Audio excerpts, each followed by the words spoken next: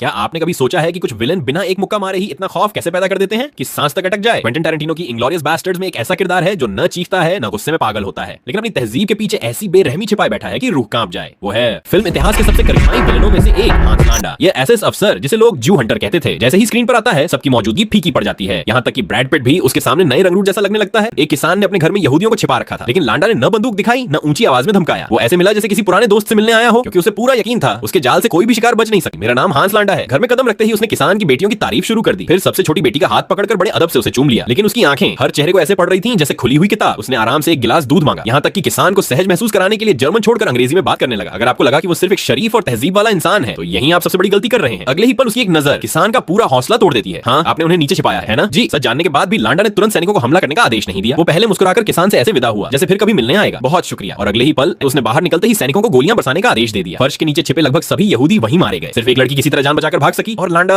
बाहर खड़ा इस नरसंहार को ऐसे देख रहा था जैसे कोई शानदार संगीत का आनंद ले रहा हो। उसके चेहरे पर हल्की सी मुस्कान थी, क्योंकि उसके लिए शिकार को मारना असली मजा नहीं था, असली खुशी थी। उसे डर में टूटते हुए देखना और फिर पूरी तरह अपने कब्जे में कर लेना। उसे गोली मारो, उसका फिर मिलेंगे कहना कोई खाली धमकी नहीं थी। वो एक शिकारी का भरोसा था जिसे यकीन था कि किस्मत उसका शिकार दोबारा उसके सामने जरूर लाएगी। 4 साल बाद वही बची हुई लड़की पेरिस में एक सिनेमा चला रही थी, और तभी लांडा की परछाई फिर उसके पीछे आ खड़ी हुई। लांडा, इधर आइए, ये हैं एसएस कर्नल हांस लांडा। वो पहले की तरह पूरे सुकून से बैठा और उसी लड़की से जो कभी उसकी गोलियों से बच निकली थी बिल्कुल सामान्य अंदाज में थिएटर की सुरक्षा पर बातें करने लगा। लेकिन उसका असली खेल कुछ और था। लड़की की सच्चाई पर रखने के लिए उसने उसे क्रीम वाला केक खाने का न्योता दिया, क्योंकि यहूदियों की धार्मिक परंपराओं से जुड़ा हर इशारा उसके लिए एक मनोवैज्ञानिक जाल था। लांडा का यह तरीका सीधे दिल और दिमाग पर वार करता था। उस पल उसने अपनी पहचान जाहिर नहीं की, लेकिन स्क्रीन के सामने बैठे हम और वो लड़की दोनों की सांसें जैसे थम गई थी जब सामने वाला सच